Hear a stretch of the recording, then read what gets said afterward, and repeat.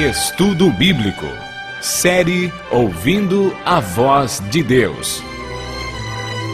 Apresenta estudo número 8, o Milênio.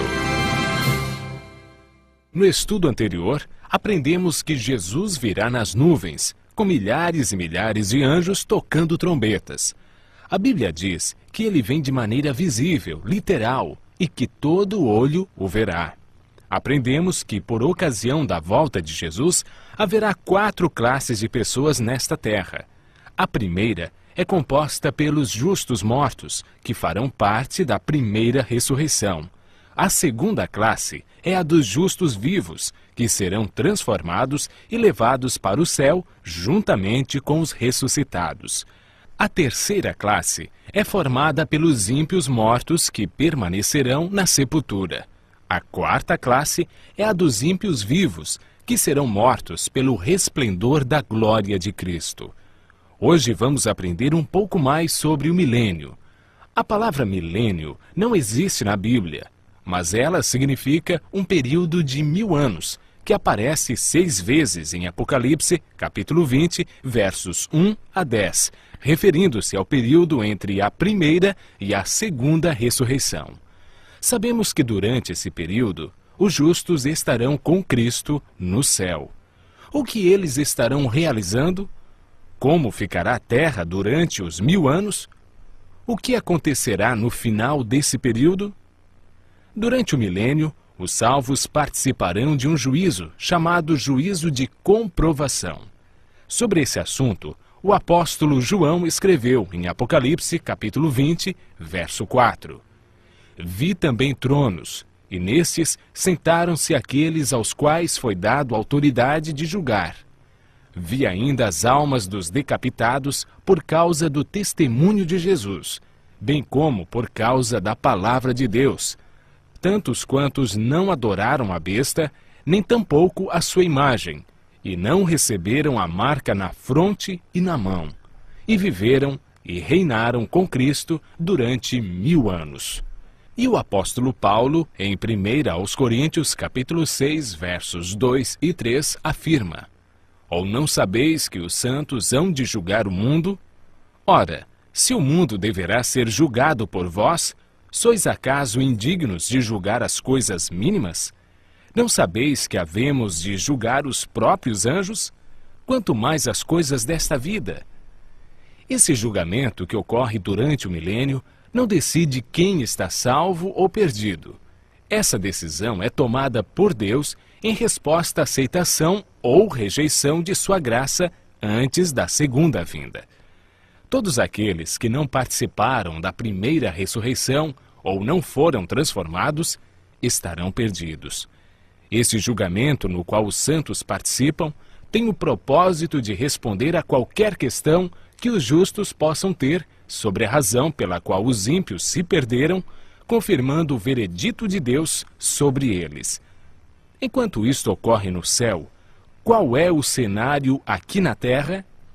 O profeta Jeremias, no capítulo 4, verso 23 a 26, e capítulo 25, verso 33, responde a esta pergunta: Olhei para a terra, e ei-la sem forma e vazia, para os céus, e não tinham luz.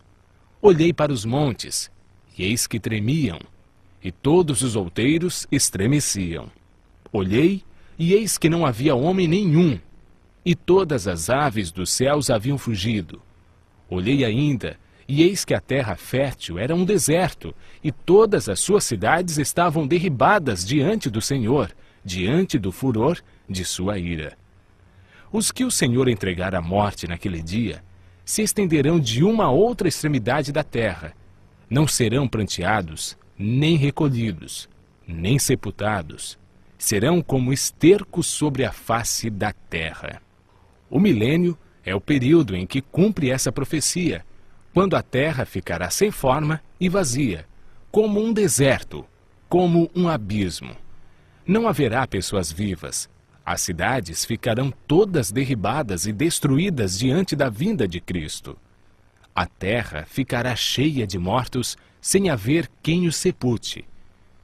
Estas circunstâncias são a cadeia que prende Satanás a esta terra, contemplando o resultado de sua obra de morte e destruição, conforme descrito por João em Apocalipse capítulo 20, versos 1 a 3.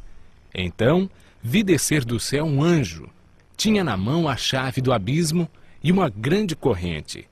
Ele segurou o dragão, a antiga serpente, que é o diabo, Satanás, e o prendeu por 1000 anos. Lançou-o no abismo, fechou-o e pôs selo sobre ele, para que não mais enganasse as nações, até se completarem os 1000 anos. Depois disto, é necessário que ele seja solto pouco tempo. Após os 1000 anos, ocorre a segunda ressurreição, a ressurreição dos ímpios.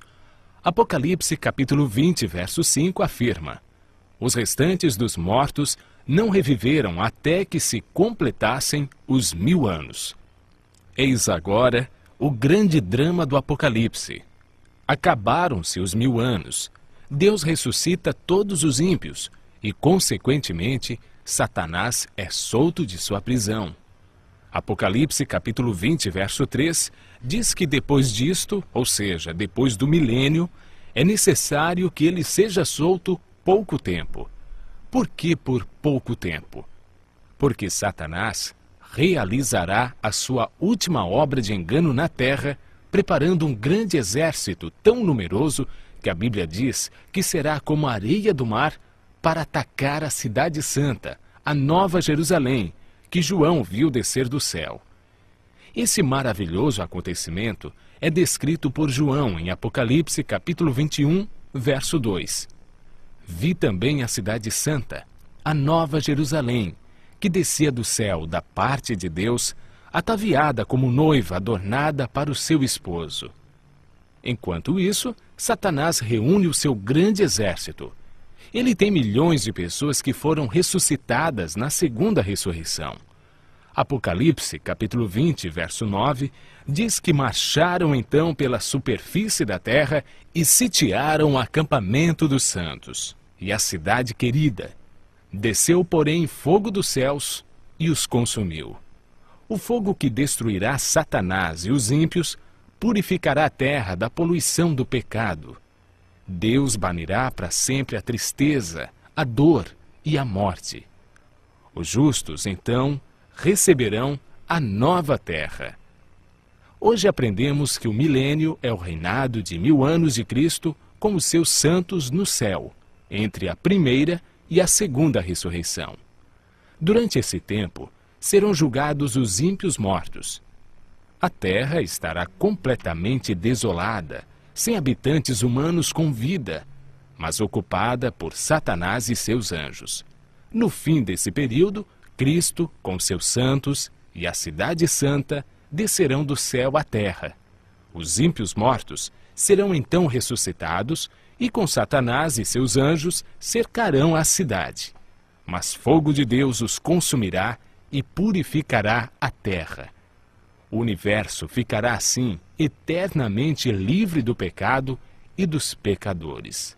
Continue ouvindo a voz de Deus e se preparando para um novo céu e uma nova terra.